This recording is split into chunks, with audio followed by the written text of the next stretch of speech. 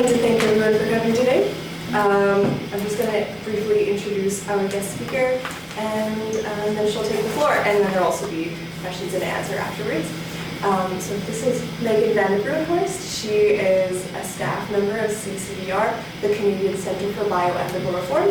And most of you have probably heard me talk about my internship before. I did one internship this past summer and also the summer before that, and that was my real introduction to the pro-life movement. And Meagan is going to share what CCBR does and how you can be involved and what they do. So please welcome me. Good afternoon, everyone. Thank you for welcoming me. My name's Meagan, and I'd like to start with a story. So it was in the summer of 2015 when a young woman found out that she was expecting a baby. But for her, this was terrifying news, because she was addicted to heroin, only had a couple $100s in her wallet. She was in a brand new relationship with her boyfriend. So for her, she couldn't imagine what it would be like to have a child in this situation. The only solution that she could see through her fear was to have an abortion. So she scheduled that abortion for the following Thursday. The Monday before the abortion, she was walking downtown when she walked past a display which looked like this in Hamilton, Ontario.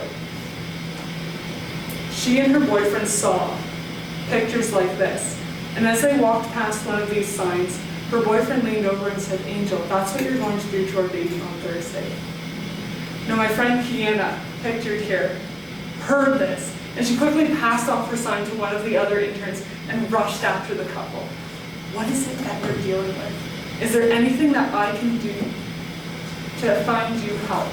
Are there any resources that you need that I can help you find so you can choose life for your baby? How old is your baby?" And her little baby was around 10 weeks old, so Kiana described what her baby looked like at that stage. And then Angel told Kiana that those pictures you're using are so effective. I can't do that to my baby. And so Kiana was able to go with Angel to her ultrasound appointment the following week, where she heard this beautiful sound.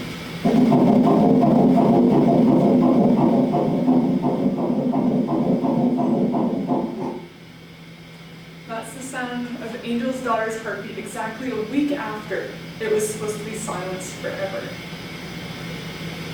Kiana was able to travel with Angel through her pregnancy, and they went out on coffee dates, they went shopping for baby clothes, and Kiana went and attended different appointments with Angel, supporting her through that pregnancy. She showed her the truth, and she showed her it in love.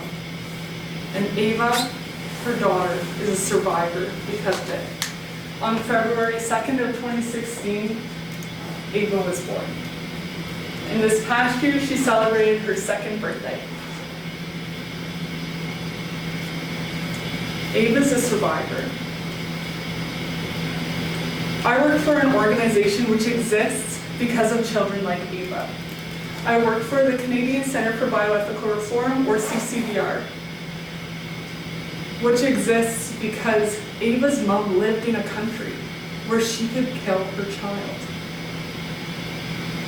If she hadn't come across Kiana on the streets, the very likely next step for her was to go through with her abortion appointment. And that's a reality here in Canada. We also live in that country. Canada is a country which allows for the killing of the youngest human beings. In our country, abortion is available on demand through all 9 months of pregnancy for any reason or for no reason at all, which means that 1 in 4 pregnancies is ending in abortion. That's 1 in 4 children who are killed by abortion. So when we consider that, it's like, how did we get here? How do we live in a country with abortion on demand? So I'd like to show you a video which illustrates the history of abortion in Canada, how we got to this point. Also, what we'll see in this video is what abortion would have done to Ava if she'd been aborted, and what happens to children every single day in Canada. And so I know it's not a nice thing to look at. If you need to look away, there's music which overlays the entire video so that when the music stops, you'll know the video is over as well. But I also encourage you to look. and to see the reality of what we're fighting against.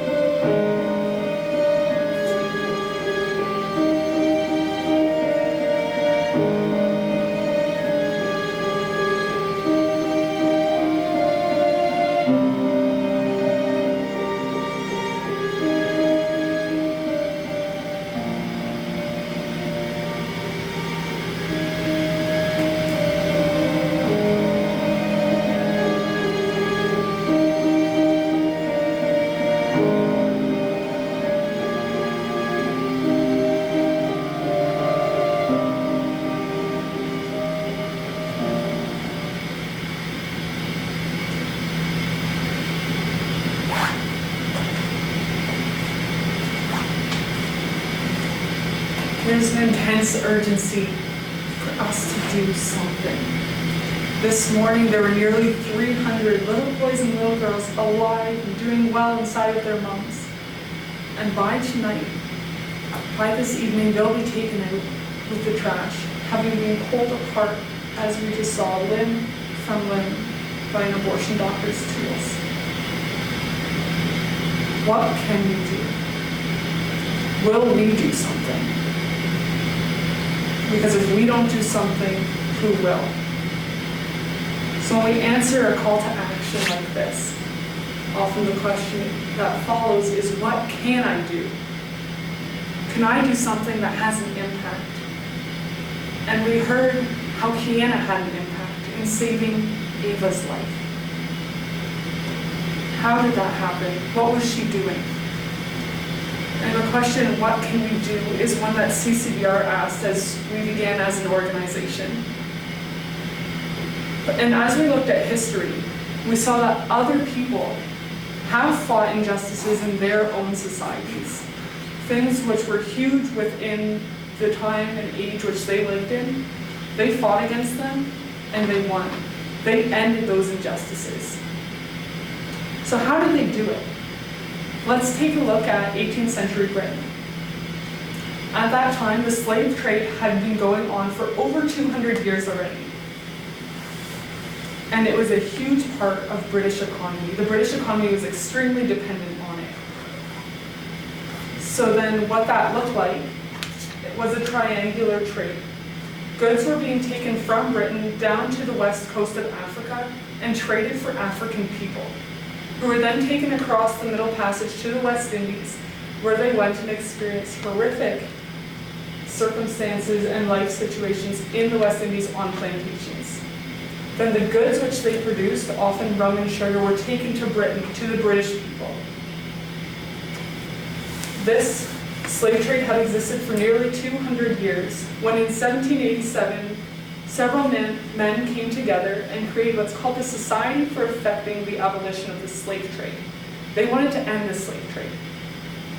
A couple of these men, William Wilberforce and Thomas Clarkson, were prominent characters within this story. William Wilberforce was a parliamentarian, and he was a very strong orator. So when he went forwards in Parliament, he was bringing forwards the Slave Trade Act, trying to have it passed. Then Thomas Clarkson was an activist, and he was gathering information about the slave trade to bring forwards to the British people, to show them what the slave trade was doing, what that meant for the African people. But as they did their work, the British people were ignorant of what was going on. They didn't listen to so much of what was being brought forwards, and parliamentarians thought that William Wilberforce, his proposition was ludicrous. Britain's economy was so dependent on it, we can't get rid of the slave trade. It wasn't until a man named Josiah Wedgwood came forwards and created this image like this.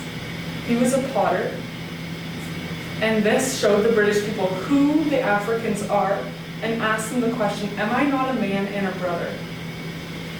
This image was then put on vases and brooches, on cufflinks and necklaces, on books and posters, and put by the society throughout Britain, so that people would see who the Africans are, who is suffering because of the slave trade, because of that triangular route which we saw.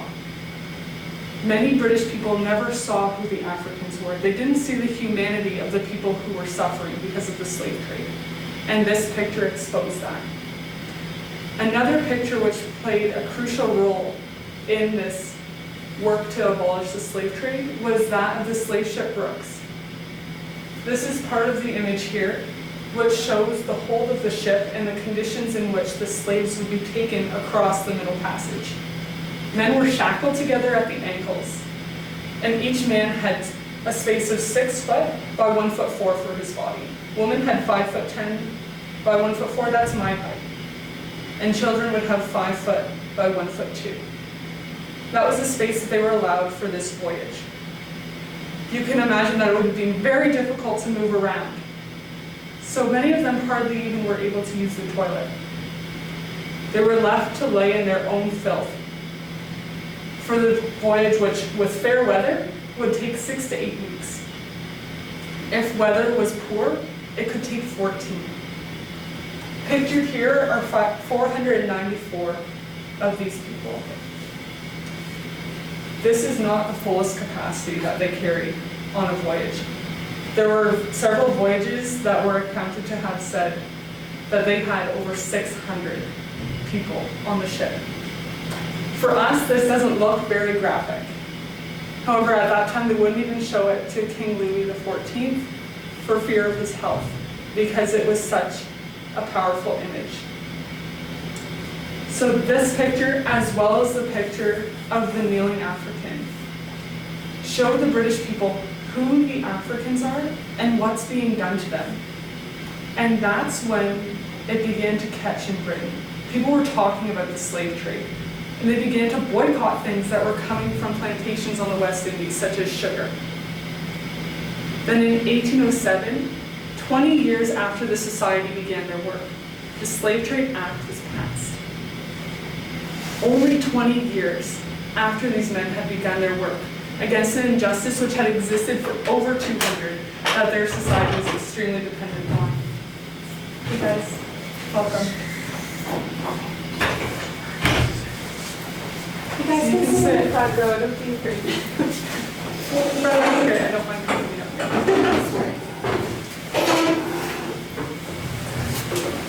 So we're just talking about the British slave trade and the impact that pictures, which exposed who the victims are and what's being done to them, had an impact on creating so much change in Britain in a very short time. In 20 years, the Slave Trade Act was passed. And several decades later, the slave trade was ended in and of itself. So let's take a look and zoom over to the United States in the 1950s and see what was going on there. At that point, racism was at a climax. And then we know that the Civil War had been fought, that the North had won, and that the South was no longer allowed to have slaves. Yet racism continued to exist, and lynchings were not uncommon. We also know about the civil rights movement that came out of that. But many of us, when we think of that, we think of Reverend Martin Luther King Jr.'s speech, "I have a dream." Not as many people know the story of Emmett Till. He was a black boy who lived in Chicago, and on August 21st, 1955, he went down south to Money, Mississippi to visit his cousins down there. And his cousins couldn't believe. He said he had white friends, and he had a white girlfriend. Yeah, right. So then they dared him to go to the white clerk at the grocery store and to say something to her. We're not sure whether he whistled or said "bye baby" over his shoulder, but a couple days later, his body was found in the Tallahatchie River tied to a 75-pound cotton gin fan. Some boys had found him while they were fishing. When the authorities heard about this, they knew this was a northern boy, so this could mean trouble for them if word got back as to what had happened to him in the north. So when his body was brought in, they prepared for a very hasty burial. But his mother, Mamie Till up north, wanted his body to be buried back up north, so she demanded it be returned to Chicago. The authorities at last allowed it to go, but they nailed it shut and placed a seal on it and made a declaration that no one was to open it, no matter the circumstances. When the casket arrived in Chicago, Mamie Till wanted proof that this was her son. She wanted to know that this was her boy, so she demanded that they open the casket. When they opened the casket, they could smell his body for 3 blocks away. And Mamie Till was faced with what the South had done to her boy. One of his eyes was missing, and the other was falling out of its socket. One of his ears had been cut off, and his nose looked like it was split in half with a meat cleaver. There was a bullet hole through his head, and his body was mutilated. This woman had to make a decision. Would she allow herself to grieve in privacy, or would she expose what had been done to her son to the rest of the world to show what was happening? This brave woman decided to have an open casket funeral for her son. And the day of the funeral, thousands of people streamed past the casket with their families. That day, Jet Magazine also came and reported on the story. They took pictures and created a magazine spread that then went on stands around the United States, and many people saw the pictures that they showed. This is the spread that they created. It showed Americans who Emmett Till was and what was done to him. How many of you have heard of Rosa Parks? So she was the black woman who refused to give up her bus seat to a white man. That's often what we picture as the catalyst for the civil rights movement, right? And she said that it was seeing those pictures of Emmett Till that fueled her resolve to refuse to give up her seat. And then from her action, we have the Montgomery bus boycotts, followed by the freedom rides And then the March on Washington, where Reverend Martin Luther King Jr. gave his speech, I Have a Dream. King also recognized the power of images and how they could speak so much to the people, how they could tell the story of what was going on. And so when peaceful protesters were going out and attacked by police dogs, being sprayed down by fire hoses, they made sure that people were taking pictures of them, of what was being done to them, and then that was going out on to the New York Times and throughout media to show people what these people were being faced with. At one point, there was a protester who was injured, and the cameraman put down his camera in order to help him.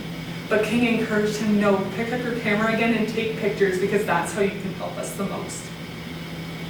Here again we see that when people saw who the victims are and what's being done to them, that there was immense momentum that came out of that. And then in 1964, the Civil Rights Act is passed, 9 years after Emmett Till's journey down south. Now we might wonder, these are all historical examples of victim imagery being used. Yes, it was effective. Yes, it created change. What about today?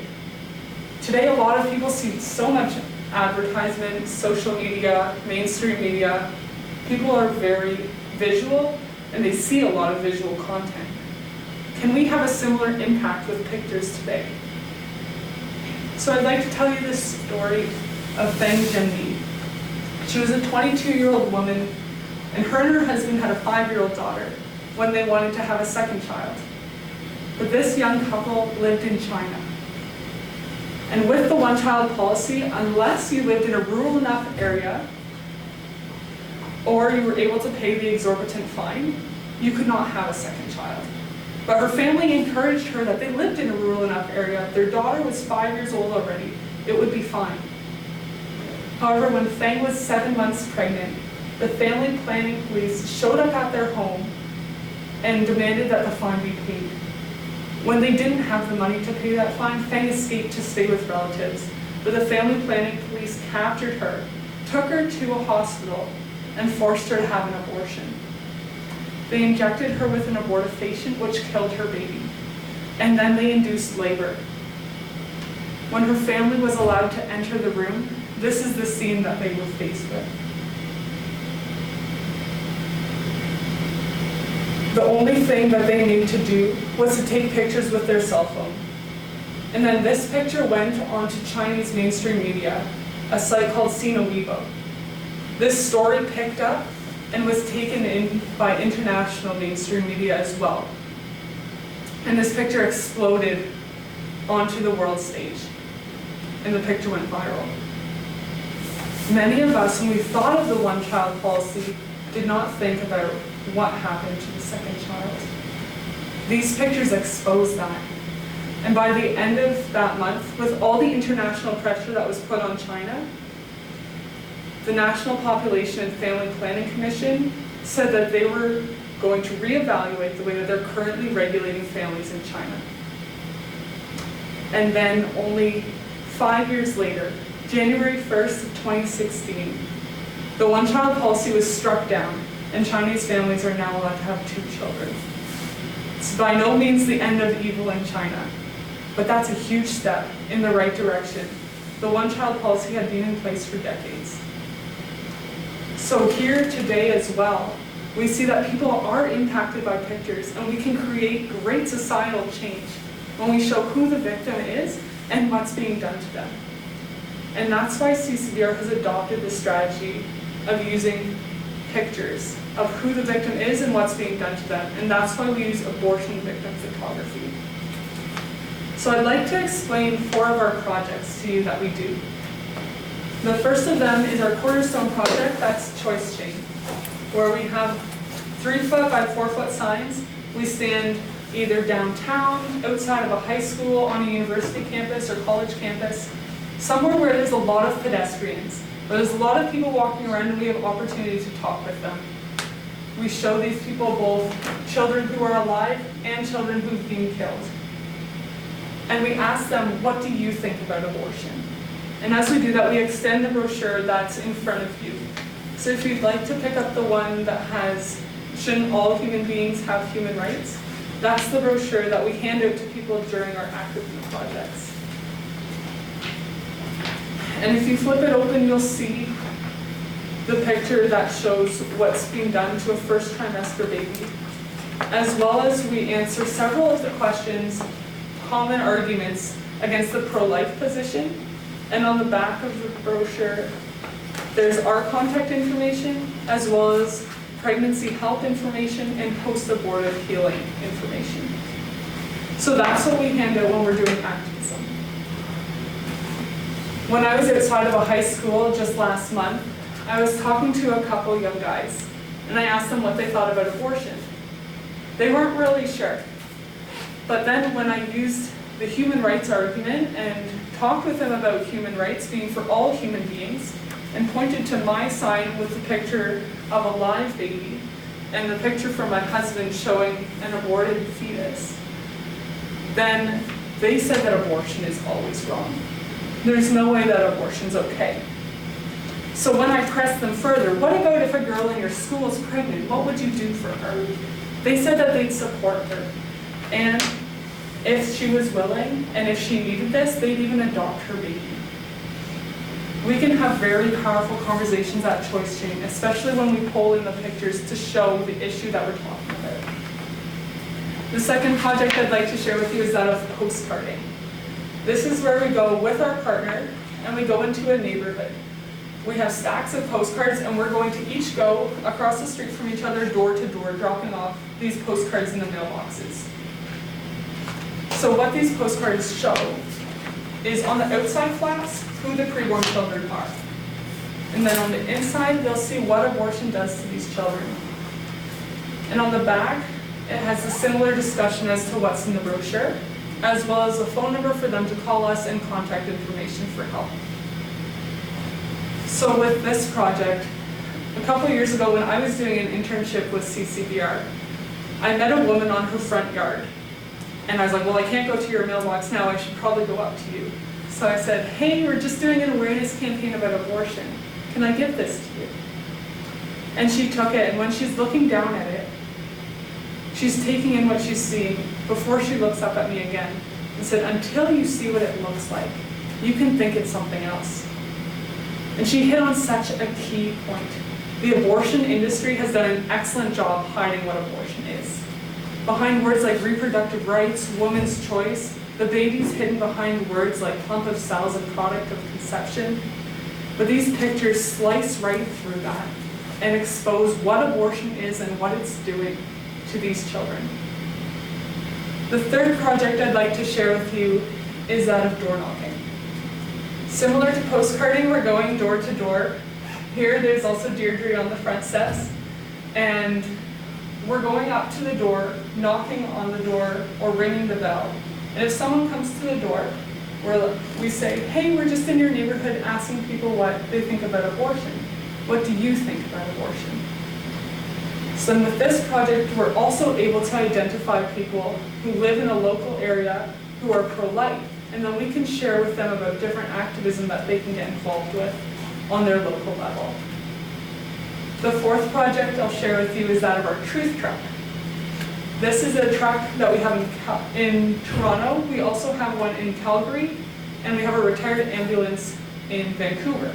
All of these have pictures on the back and on the sides which show who the preborn are and what abortion does to them. Last year, during Deirdre's first internship with CCBR, one of our friends, Ruby, was downtown doing Choice Chain. When a woman came up to her and said, are you the group that also has the truck with the pictures? And when Ruby said yes, the woman said, thank you so much for being here. Because I was on the way to an abortion clinic with one of my friends. I wasn't supportive of her decision to do that, but I needed to support her. But then as we were driving, the truck pulled past. And my friend saw what abortion would do to her baby, and she decided that she couldn't do that. And at that moment, in that Choice Chain conversation, the truck drove past with Brittany, our truck driver. And the lady said, that's the truck that saved that baby's life. These projects are working on the streets. but I'd like to show you some of the evidence that we have. Because if we've been doing it for a number of years, we want to know if it's working. How do we know that it's working? So first we can take a look at how our opposition is responding to us. How are people who are pro-abortion responding to the work that we're doing? Because if they want to protect abortion, if something's being done that threatens abortion, then they're going to have something to say about it. A couple years ago, 2 women wrote an article called Abortion's Battle of Messages. They're very pro-choice women who both worked for pro-choice organizations at the time. And in that article they wrote, in recent years, the anti-abortion movement has successfully put the nitty-gritty details of abortion procedures on public display, increasing the belief that abortion is serious business and that some societal involvement is appropriate. These women recognize that what we're doing has an impact. There's also a textbook at the University of Calgary that says that CCBR strategy should be illegal because it's changing people's minds. When we go out on university campuses, people try and block our signs so that people can't see the pictures. And many of you are probably familiar with what's happened with the Canada Summer Jobs Grant. Last year, Joyce Arthur was researching how CCBR receives funding. Most of it's through donors. The one portion that we get from the government is through the Canada Summer Jobs Grant. Last year, she lobbied to the government. Joyce Arthur works for the Abortion Rights Coalition of Canada. She lobbied to the government to have them remove that funding from us. They removed it last year, but then in our lawsuit, we won against them in November. So they knew that they needed to do something more. They put an attestation in place saying that you had to check the box in order to receive the funding. So we can see here that she wanted to remove access for us to do our projects. She wanted to remove a way that we could do our projects. Probably because she sees that what we're doing is having an impact and she wants it to stop. So how they're responding, how the abortion movement is responding, indicates to us that what we're doing is likely having an impact. We also see firsthand from our conversations that we're having an impact. During my internship, I was talking to a woman downtown Saskatoon while doing choice chain. I asked her, what do you think about abortion? And I gave her the brochure. And when she looked at it, she opened it to that inside flap and saw that broken baby in the inside cover. When she looked up at me again, she said, I was going to say in the case of rape, but that's a baby. And this is so sad. I didn't have to say anything. The pictures spoke more words than I ever could have on the situation. These images resonate with people. I was also doing choice chain downtown Calgary in an evening once, and a woman walked past and I called after her, what do you think about abortion? And she turned around, but she didn't look at me. She just looked at my sign and stood there for a good 30 seconds, taking in what she was seeing. Before she looked up at me and said, what can I do? And I shared with her how she could get involved with our local volunteer team. These images convict people. While I was doing activism on a Florida campus during the Abortion Awareness Project, my friend Joanna was sitting with me at a picnic table and she told me on our lunch break about a conversation that she'd had with a woman named Jury. Jury had been at our display a couple years before with one of her friends, but they were both livid. They were angry pro-choice protesters, and they were so unimpressed that we were there. But now, a couple months later, after the display, they had gone home pro-choice, but this woman became pregnant. Jury's friend was pregnant, and she was in an abusive relationship. Yet she couldn't forget the pictures. And now her little boy is alive because she didn't go and have an abortion. Roman is alive because of these pictures. And it's not just Roman. We heard about Ava, and there's Noah, and there's Adrian, and there's so many babies that we don't even know the names of. These images also save lives. That's an incredible impact for us to have. Now, we also want to know, is this anecdotal evidence? What impact are we having on a large scale? And so that's why we did a poll back in 2015, where we hired a leading polling company to call up people in 2 different ridings after our postcards had been distributed. And people were asked, have you ever seen a picture of an aborted fetus? And if they said yes, then they were given 3 options. Does this picture make you feel more positively about abortion, more negatively, or remain the same on the issue? And 67% of people said that they now feel more negatively about abortion because of seeing the picture of an aborted fetus. To show you and to illustrate to you what that looks like. This is a postcarding map that I delivered postcards to with my postcarding partner in 2016. It took us about an hour, a little less actually, to deliver postcards to this entire map. Based on that polling data, we can be confident that when we left that neighborhood, this is what it looked like. All the red homes represent people who now feel more negatively about abortion because of less than an hour of activism. You guys are very impressive. Right? My God, is very slow. Yeah. It's an incredible impact for us to have. That's more than 2 in 3 people. So what does this mean? It means that CCBR strategy is effective and it's working today to change the hearts and minds of Canadians on the issue of abortion. And children's lives are being saved. Canadian children's lives are being saved. What seemed impossible when we looked at the issue of abortion is actually possible. When we think about the issue of abortion, it's very easy for us to think about it as a concept or this thing that we're fighting against. But it's not just some abstract concept. As we've seen today, it's what the little girls and little boys face and endure in their final moments here on Earth. But that's changing because children who their mothers were headed to abortion clinics have turned around. People's minds are being changed because of an effective strategy that continues to be blessed. And that's why we're hopeful that we can end the killing. It's not only possible, but it's also happening. This strategy, though, needs people to come behind it, to use the strategy, to go out on the streets, to be boots on the ground, and to make an impact with the people around them. Will you join us in using this strategy? So I'd like to invite Alex and then Deirdre up to share with you the different opportunities for how you can get involved using abortion victim photography in your pro-life work. Alex?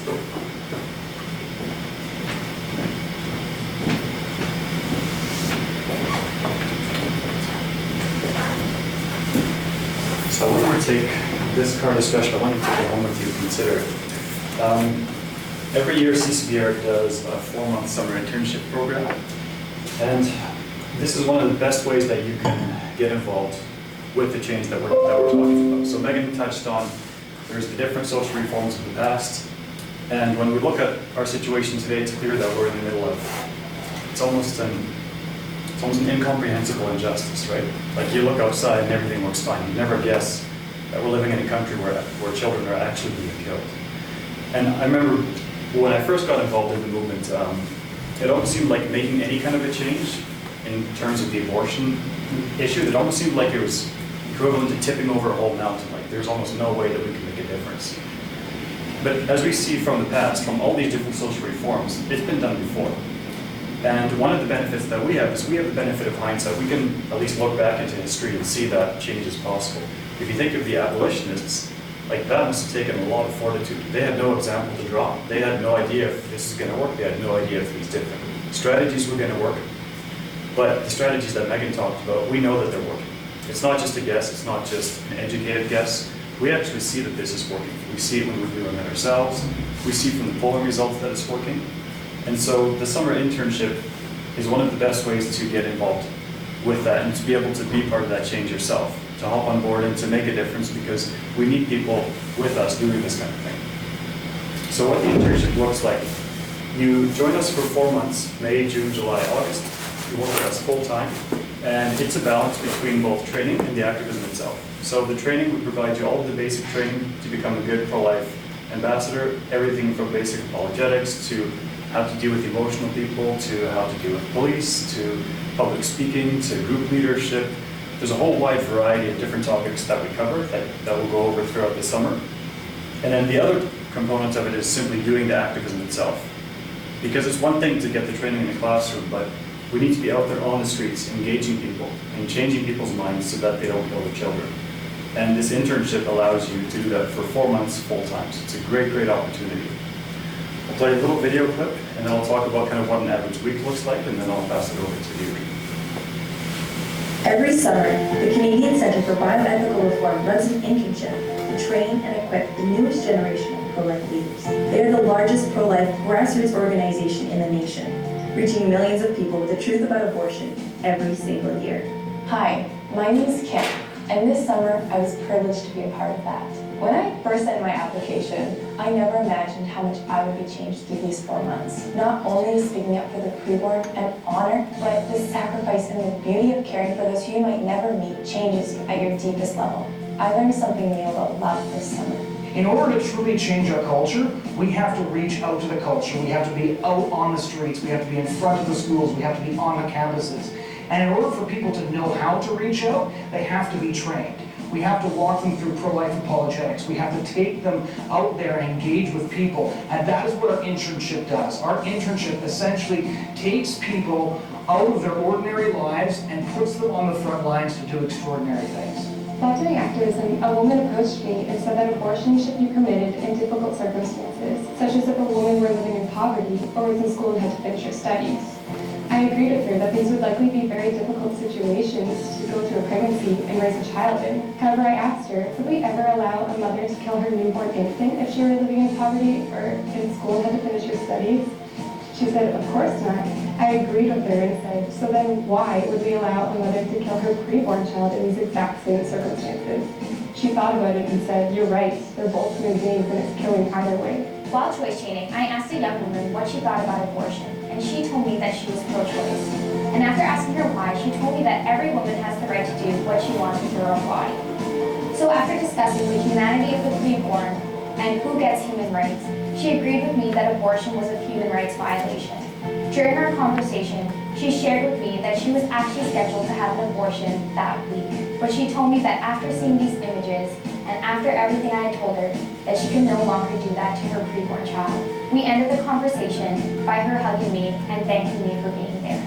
Heading out to the streets with young people who go from those who don't really know how to engage on the abortion issue to the experts in their field, the most expert young people in the entire pro-life movement, changing lives, changing hearts, changing minds, saving babies, is an incredibly inspiring thing and an extraordinarily fulfilling experience. Being a CCBR summer intern was the hardest and best thing I had ever done. I went from someone who had a heart to end injustice to someone who is actively changing others' hearts and minds on abortion. The only experience that has been better than my own internship experience has been when I've been able to lead summer internships for CCBR. Words cannot describe the joy that there is in empowering other young men and women who come together from across Canada to take their passion and to turn it into action to end injustice. I want to invite you to be one of those people. During this internship, I got to make lifelong friends with some of the most intelligent, inspiring, courageous people that I'll ever meet. The internship was an amazing experience. I was able to minister to broken-hearted people and be an advocate for the preborn, and I did all of this alongside my best friends. There is no other opportunity in Canada like our internships that take people from being students and turn them into world changers who get out in the front lines and save the lives of their fellow Canadians, the youngest and most vulnerable members of the human family. Sign up today. It's a life decision we'll never regret. Just do it. You'll watch so many hearts and minds be changed, and in the end, babies will be saved. It saved her.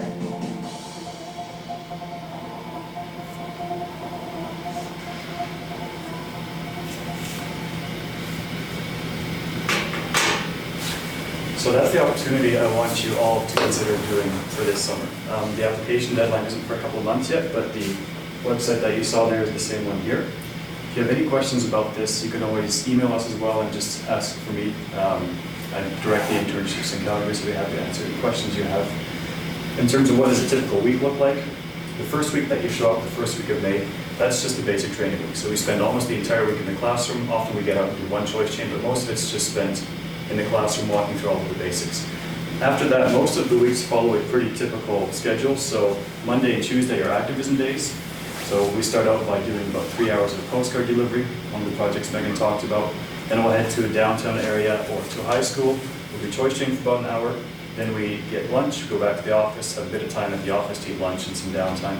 And then we head out and do some vehicle choice change, wrapping up the day around 5:50 or so. So that's kind of what a typical activism day looks like. So Monday, Tuesdays are activism days. Wednesday is the training day. So that's the day that we go through the various different lessons that we cover over the course of the summer. Usually the training will be done early afternoon, so we'll go out in the late afternoon to do a little bit of activism. Thursday is a normal activism day again, just like Monday and Tuesday. Then Friday, most of the time, is just a half day, so we'll just do some activism in the morning. Some of the weeks we just need to do a little bit more training because there's a lot of different material in the curriculum, so then we'll also do some training on Monday morning or afternoon. So that's kind of what a typical week looks like, just to give you a bit of an idea. So again, I want you just to consider our responsibility towards these children and compare that with also that this is one of the best ways to both get involved to educate yourself on how to be a good ambassador for the preborn children, but also really how to make a difference for these kids and to actually save those lives. So many of the lives saved have happened during internships by interns, many of whom have had no prior experience in the pro-life movement. So this is an opportunity I really want you to consider, and I'll be happy to answer any questions later.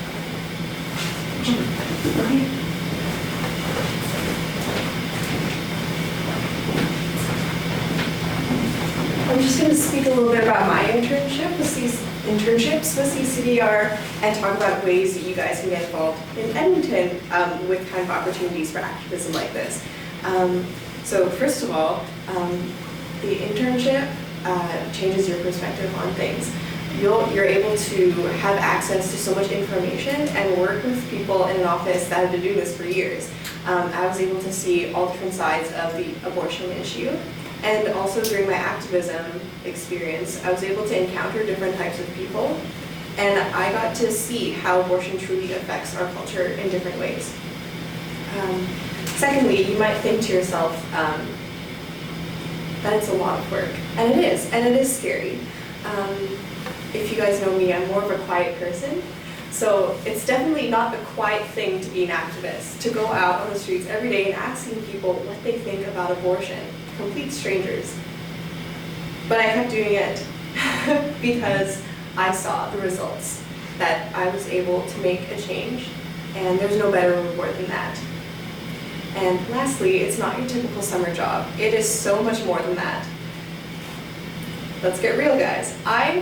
Before I did this internship, nobody knew I was pro-life. Not even my parents knew I was pro-life. And doing the internship my first year was such a big jump, but it was the best thing I ever did. Because I was no longer afraid to be myself. I was no longer afraid to stand up for what I believed in because I was no longer standing alone. Now for you guys who are part of the club, I hope that you can find that here as well. But the friendships that you make on the internship are friendships that are long lasting. And yeah. Even though interns, we have gone back to our different parts of the country, I still have those friendships, and it's kind of hard to forget when I keep getting notifications from our intern alumni group chat. There are so many intern alumni. Yeah.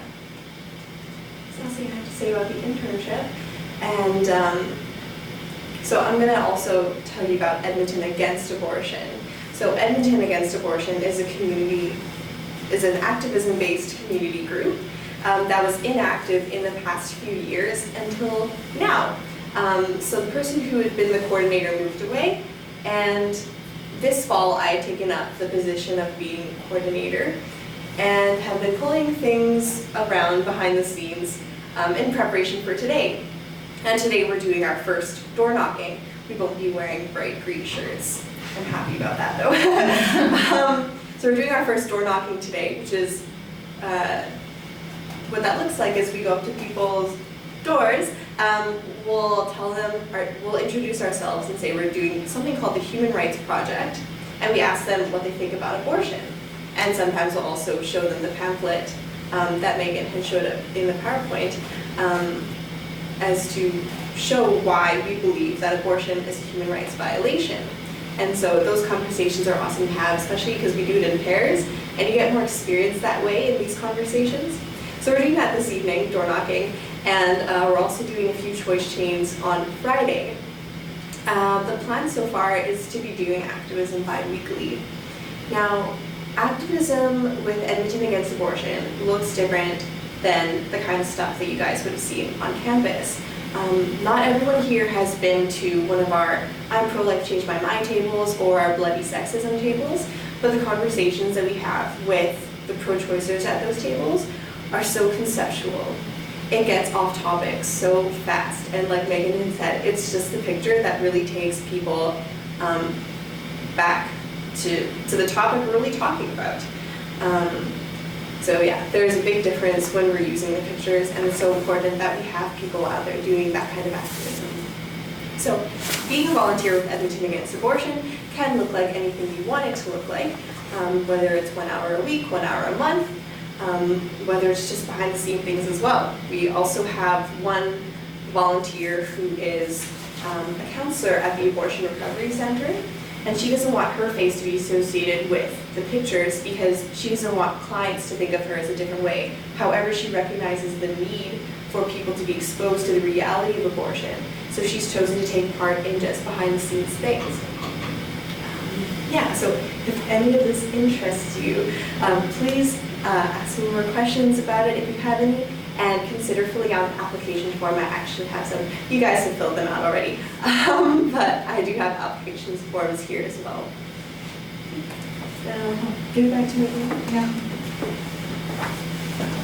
So thank you all for coming. Does anyone have any questions on anything that I covered, or about the internship, or about Edmonton Against Abortion?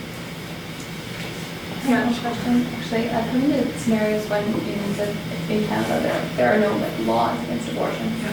But I have come into the situation where people say there are obviously clinical guidelines. Right. And so I could probably look this up and more later, but what is your understanding of the strength of those guidelines in actually affecting doctors' behavior, and what are the consequences for not following them? Right, so you're wondering the fact that there's no legislation in Canada to protect preborn children, and yet people bring up that there are clinical guidelines which restrict doctors. I believe that often doctors follow those, at least within a week or so of, usually it's a gestational law. So it's usually like you can't do abortions past 23 weeks and 6 days. Maybe they'll do it past that. We don't have that statistically because they're not going to tell you that. Oh, so is there's no kind of internal body that monitors whether or not the policies are being followed? I do not believe so. Because clinics are very poorly regulated in Canada because there isn't much regulation on them. So unless there's an internal regulation from them, which they want to do more abortions. So they're more likely to be lenient with their guidelines. It's just like a kind of useless skeleton Right. thing. Yeah.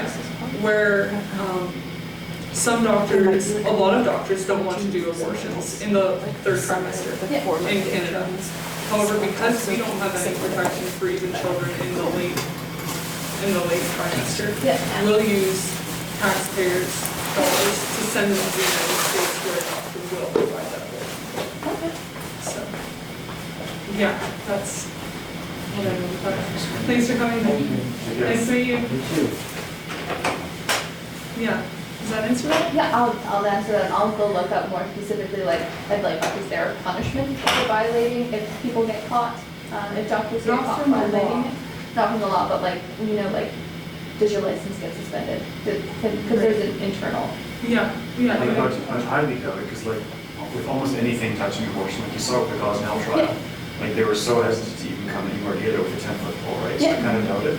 Yeah. But even So, whether or not there is, I think it's a little bit beside the point. So I'd Yeah. probably, when I'm talking to somebody, address that, say, you know what, it's up to the clinic, different clinics, different provincial bodies of different medical boards might treat it differently. The fact is, however, that if a doctor wanted to do an abortion like the day before the baby is due, Yeah. that is legal. Yeah. Like it's not prohibited by law, it's not Yeah. legal. So I'd focus on that more. Like I do acknowledge that different clinics have different guidelines, but but it's if still they're legal. not regulated and it's not enforced, then it's not particularly useful. It's not even particularly useful. Yeah. No. Okay. Cool. Other questions?